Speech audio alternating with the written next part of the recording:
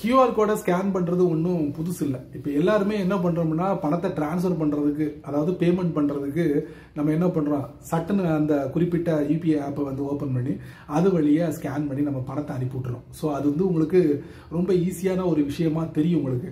ஆனால் உங்கள் ஆண்ட்ராய்ட் ஃபோனில் டிஃபால்ட்டாக ஒரு QR கோடை ஸ்கேன் பண்ணக்கூடிய ஒரு ஃபெசிலிட்டி இருக்குது தெரியுமா? நீங்கள் இது வரைக்கும் அதை பயன்படுத்துறீங்களா?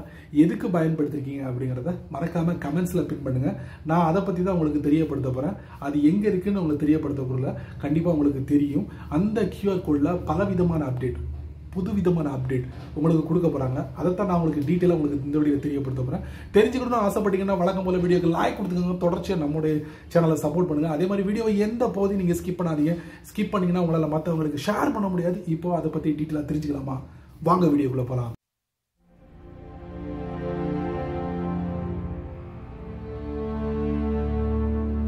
முதல்ல உங்க கையில ஒரு ஆண்ட்ராய்ட் ஃபோன் இருக்கணும்.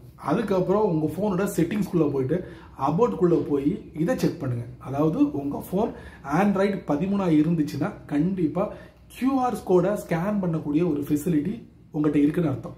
அதை ஈஸியா நீங்க ஓபன் பண்ணி எந்த ஒரு QR கோடையும் நீங்க ஸ்கேன் பண்ணிடலாம். சரிங்களா? அந்த QR கோட்ல வேற என்னெல்லாம் வசதிகள் கொடுத்திருந்தாங்க தெரியுமா? ஆட்டோமேட்டிக்லி ஸ்கேன் பண்ணக்கூடிய ஒரு வசதியும் கொடுத்திருந்தாங்க. இந்த மாதிரி விஷயங்கள்லாம் நீங்க ஆண்ட்ராய்டு 13 நீங்க பயன்படுத்திருப்பீங்க. அதுக்கப்புறம் ஆண்ட்ராய்டு 14, அதுக்கப்புறம் ஒரு சிறிய அப்டேட், அதுக்கப்புறம் ஆண்ட்ராய்டு 15.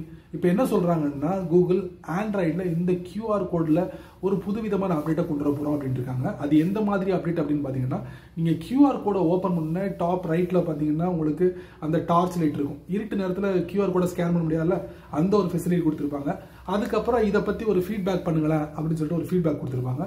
கீழே பார்த்தீங்கன்னா ஸ்கேன் ஃபார் QR கோட் அப்படின்னு கொடுத்துருப்பாங்க. இந்த மாதிரி வசதிகள்லாம் கொடுத்துருப்பாங்க.